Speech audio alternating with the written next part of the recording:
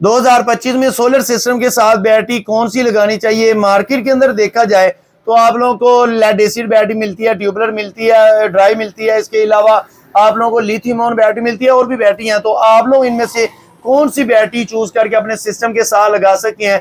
क्योंकि 2024 के अंदर देखा जाए तो नेट मीटरिंग का जो रुझान था वो ज्यादा था। अभी देखा जाए तो 2025 के अंदर आप लोगों का जो कामयाब सिस्टम है वो हाइब्रिड सिस्टम है। तो हाइब्रिड सिस्टम के अंदर बैटरी लगाई जाएगी। तो आप लोगों को अपने सिस्टम के साथ कौन सी बैटरी चूज करके लगानी चाहिए? बैटरी की बात हो रही है तो सबसे पहले मैं आप लोगों को ये बताता जाऊं, आप लोगों को बैटरी की प्राइस का भी पता होना चाहिए, आप लोगों को अपने सिस्टम का भी पता होना चाहिए। सिस्टम आप लोगों के घर में कौन सा लगा हुआ है या आप लोग कौन सा सिस्टम लगवाना चाह रहे हैं।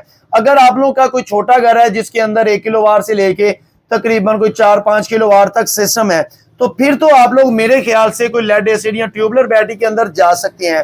क्योंकि जो ट्यूबुलर बैटरी है इस टाइम उसकी प्राइस तो काफी डाउन हो गई है, काफी ज्यादा कम हो गई है। जो प्राइस आप लोगों को तकरीबन ट्यूबुलर बैटरी की 52,000 मिलती थी, आज के दिनों के अंदर वो 40,000 रुपया भी मिल रही है। मतलब कि 12,000 रुपया आप लोगों को कम प्राइस मिल रही है पिछले सीजन से अभी तक। इसकी वजह क्या बनी है, इसकी प्राइस क्यों कम हुई है बैटरी की? क्योंकि 2025 के आते ही ट्यूबुलर बैटरी की मौत हो गई है। इसकी वजह यह बनी है 2025 के आते ही पाकिस्तान में जो सबसे ज्यादा चलने वाली बैटरी हुई है वो है लिथियम आयन बैटरी। पाकिस्तान के अंदर इतनी ज्यादा इस टाइम ये कंपनीज आ गई हैं, हर कंपनी ने इतनी ज्यादा अपनी अपनी बैटरीज निकाल दी हैं। जो कंपनी इन्वर्टर बना रही थी उन्होंने भी अपनी बैटरी बना दी है और कुछ ऐसी नई कंपनीज भी आ गई हैं मार्केट के अंदर जिनकी बैटरी कामयाब बैटरी है। और आप लोगों को फायदा ये है कि उसकी बैटरी की जो लाइफ है वो 10 साल है, वो वारंटी तकरीबन कोई 5 साल मिलती है। जो ट्यूबुलर बैटरी है उसकी तकरीबन कोई 6 मंथ की वारंटी आप लोगों को देखने को मिलती थी। तो इसी वजह से मार्केट के अंदर ज्यादा रुझान लिथियम आयन बैटरी का हुआ है। तो इस वजह से ट्यूबुलर बैटरी की प्राइस है वो काफी ज्यादा नीचे आ गई है।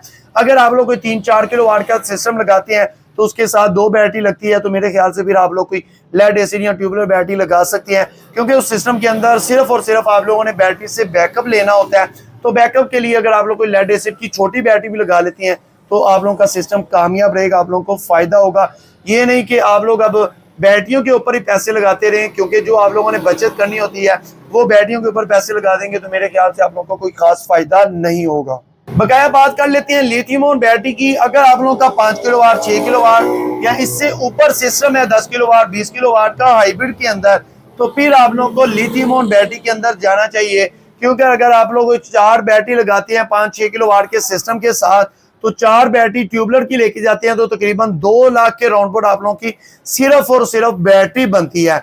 तो इसी वजह से अगर आप लोग कोई लिथियम आयन बैटरी की तरफ जाते हैं तो 2 लाख से वो स्टार्ट होती है, तकरीबन कोई 2.5-3 लाख रुपए के अंदर आप लोगों को लिथियम की बैटरी मिल सकती है।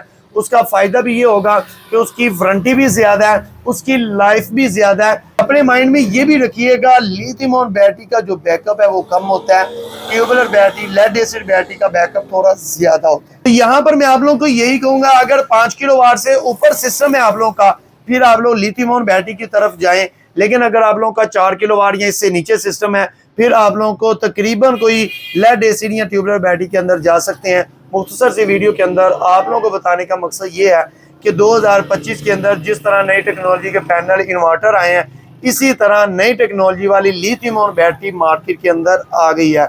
सर्च आप लोगों ने करना है, रेट आप लोगों ने देखना है, सिस्टम आप लोगों का है, उस हिसाब से जो आप लोगों को सिस्टम अच्छा लगे वो आप लोग लगा सकते हैं। Thank you for watching my video. अल्लाह हाफिज़।